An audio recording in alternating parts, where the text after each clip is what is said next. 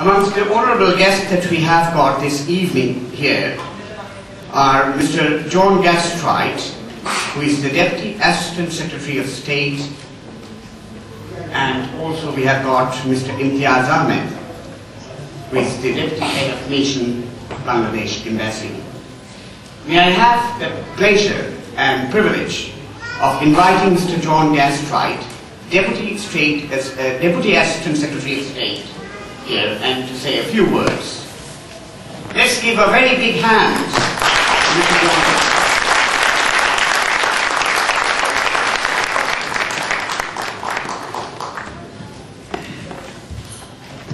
Let's see.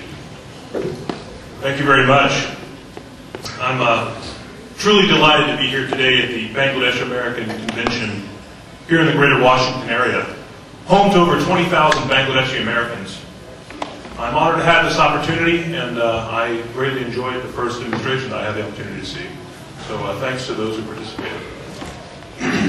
It'll come to no surprise to anyone in this room that Bangladeshi-Americans contribute tremendously to American society through their scholarship, leadership, entrepreneurship, and I am well aware that several attendees at this evening's event will be recognized for their contributions in academia, science, commerce, and politics. Bangladesh and the United States have had an excellent friendship since Bangladesh won its independence in 1971. Indeed, I am well aware that Americans were moved by the suffering of Bangladeshis during the struggle and by the tremendously difficult economic situation in which Bangladeshis found themselves after independence was achieved. I'm proud that the United States government and the American people have been generous with assistance to Bangladesh over the years. And I know that that assistance is appreciated because Bangladeshis have reciprocated. On my recent trip to Bangladesh, I was overwhelmed by the warm reception I received everywhere I went. It does not go unnoticed that Americans are welcomed as friends in Bangladesh. And Bangladeshis have immigrated to this country, creating a web of human ties that link Bangladesh and the United States by far more than good diplomatic relations. The people of Bangladesh and the people of the United States share the gift and the responsibility of democracy. Because after a long and popular effort, democracy has taken root in Bangladesh. There have been 3 free and fair elections since 1971, national elections.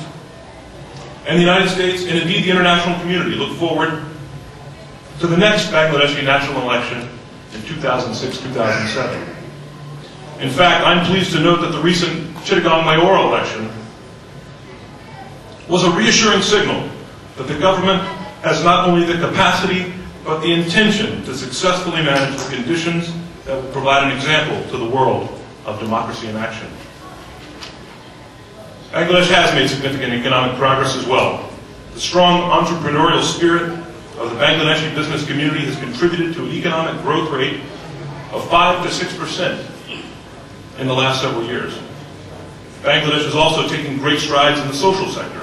For example, the World Economic Forum recently highlighted Bangladesh as a country that has been especially successful reducing gender-based inequality in politics and the workplace. Finally, Bangladesh is an outstanding international citizen, consistently one of the largest contributors to UN peacekeeping operations worldwide. Our friend, however, faces some challenges today. A number of the indicators are noticeably trending the wrong direction, and a course correction is needed. Corruption is the first among these negative indicators.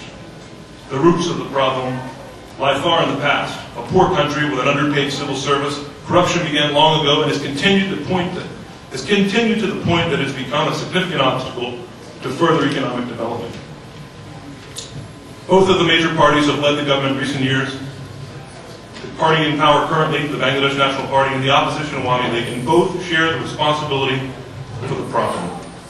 And more importantly, for achieving a lasting solution. Efforts to overcome corruption must be bipartisan. But currently the parties don't seem to be able to agree on anything. Parliament has suffered for this, functioning only fitfully. Instead of challenging policies with ideas and alternatives, the party out of power abandons the institutions of democracy and takes to the streets, calling frequent hartals that have little impact on government, but disrupt the very businesses and people that need the help. Political violence is another ill afflicting Bangladesh this time. Attacks on opposition political leaders that have resulted in death and injuries are particularly worrisome. And while I am pleased to applaud some recent progress in the case of former Finance Minister Kabria, who was unfortunately killed, other attacks remain unsolved and unexplained. It is the responsibility of the government to maintain law and order and to ensure that opposition leaders can campaign and indeed live in safety. The appearance of extremist groups is another worrying indicator that threatens Bangladesh's image as a tolerant Muslim democracy and a voice for moderation.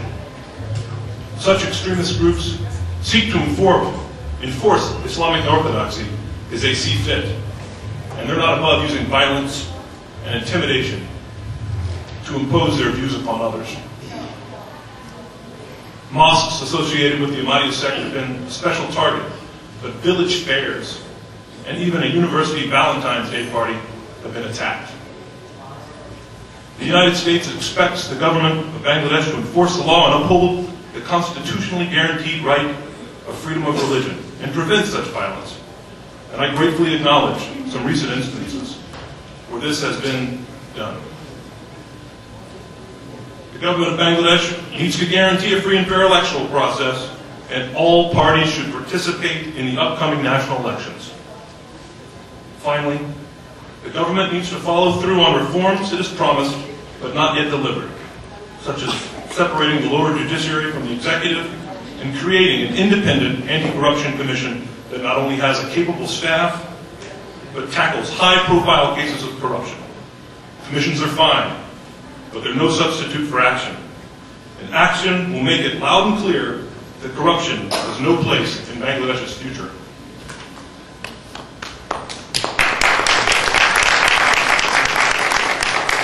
By setting aside political differences and working together to rebuild the well-deserved reputation of Bangladesh as a tolerant, moderate democracy, and by tackling the remaining economic challenges, I am confident that the Bangladeshi people will realize the bright future that they deserve, and I, for one, am excited about that. Thank you for the opportunity to be here this evening, to share my thoughts and my concerns, and have a great convention